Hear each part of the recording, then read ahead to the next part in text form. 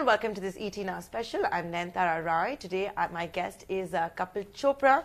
He used to be the president of the Oberoi Group, the only one outside of the Oberoi family to ever be the president of the Oberoi Group, and he's now launching his own luxury hospitality chain. Thanks, Kapil, for joining us here on ET Now. Congratulations. Thank you. So your new venture, the Postcard Hotel. I've heard of people entering the budget hotel business, economy hotels. I think this is the first luxury hotel chain in what, 20 years since Leela Hotels? Yes, I think it's been a long time since somebody really opened up a luxury hotel company. And I asked myself the same question, that how come all the innovation is actually happening in the economy sector of the market or the budget sector of the market? And has luxury hospitality evolved to a level where it does not need to be innovated further? And the answer to that question was no. So we are now trying to launch a brand which is innovating in significant ways in the luxury hospitality landscape of the country. How will you disrupt the luxury market?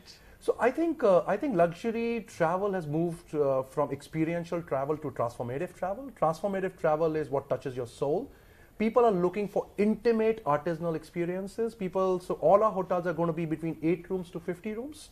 So they're going to be more personalized, but that every chain can tell you they're going to be more personalized. So we have a lot of things which a lot of hotels actually have not thought through in resorts. Just to give you an example, in our hotels, there is no check-in, check-out time. You can check in when you want and you can check out the next day whenever you'd like. So more like a 24-hour check-in, check-out. So I don't have to wait till 2 p.m., 4 p.m. to check in? No, you don't have to ask us. No late check-outs. No late check-outs. There are no set breakfast hours because you have breakfast when you want to. You're on a holiday. Why should you get up out of bed to have breakfast by 10:30 in the morning or 11 o'clock in the morning? You decide to have breakfast when you want to. There are no sugary welcome drinks. We look at the local area and curate an artisanal cocktail for you if you want to have a cocktail at that time of the day, or if you want to have a nice juice. We give you that option. Similarly, many experiences around the hotel are actually outside the hotel. One of our hotels in coastal Karnataka has an experience where, when was the last time you watched the sunrise or the sunset from the beach? Yeah, but we're going to take you into the Indian Ocean. We take you at 3 a.m. into the Indian Ocean. Watch the sunrise in the ocean. That's transformative. You'll remember it for times to come. And fish with the local fishermen, come back and have that same fish for lunch. So how much will all of this experience cost?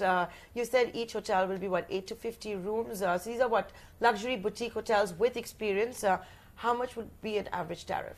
So we believe that it should not be unaffordable, but because it's luxury, it has to be unaffordable. I think it's more value. I think we're trying to give more value here, but between 15,000 to 35,000 rupees a night, depending upon the location that we are opening in. So, for example, in Goa, where we are announcing 3 hotels open today, it's all architectural, beautiful hotels. And a lot of people about Goa ask me, which part of Goa are you opening? And I'm saying every single part. We're opening in north, in the village of Moira. We're opening in the south, in the village of Kulim. And we are opening in old Goa, in the village of Vella. Because for me, there is not one Goa, but there are 5, 6, 7, 8 Goas. And we already covered 3 Fair Goas. Point. But tell me, Kapil, where is your funding is in place? How are you doing all of this? So we actually thought about funding this through, and we realized that everybody else goes for asset light strategy, as they call it, yeah. And we realized when you're running small hotel, there can be no asset light. So we have only 2 ways on operating our company, which is either we do a strategic buyout, we like an asset, we go and buy it out, or we build fresh, which requires funds. Or we look at existing assets, and we, like what we've done in Goa, in a particular way, we've looked at the structure. So there is no management contract? We are not doing management contracts because the scale at which we want to really... So you're going to own all of these assets? We'll either own or we'll have long-term lease contracts over 10 years in all these assets. So all of this is going to cost a lot of money. Where is this? Is the funding in place? So of course the funding has to be in place because, not only are we the first ones launching a luxury hotel company in India in the last 20 years, but we are also launching 3 hotels on the same day. People can't even get a house done in 2 years, and we are launching 3 hotels day 1 of our announcement. We're not saying we're going to launch 3 hotels. And you did all this in 1 year. You left the Oberoi Group exactly a year ago. Yes, but again, like I said, we deconstructed the way a hotel is done. I gave you very small examples on check-in, on welcome drink. We deconstructed the way hotel construction operates. We deconstructed every single part of luxury hospitality and said, how can we scale up faster? Because I want to create the postcard. What is your target? What is your long-term vision, like in 10 years or 5 years? So the postcard is saying 50 50 hotels in 5 years. That's what the postcard is saying. But imagine having a hotel in Darjeeling, in Sundarbans, in Kahana National Park, in the Dhauladhar mountain range, in Trasi on the Arabian Sea, in Ravangla in Sikkim. So we are putting up destinations on the Indian map which were not there, and we believe the Indian market and the luxury market both are ready for it. Not only in India, we're just starting with India because we know the country very well, but we'll be around the globe. I think. Which countries? We'll soon make an announcement on Bhutan, we'll soon make an announcement on Sri Lanka.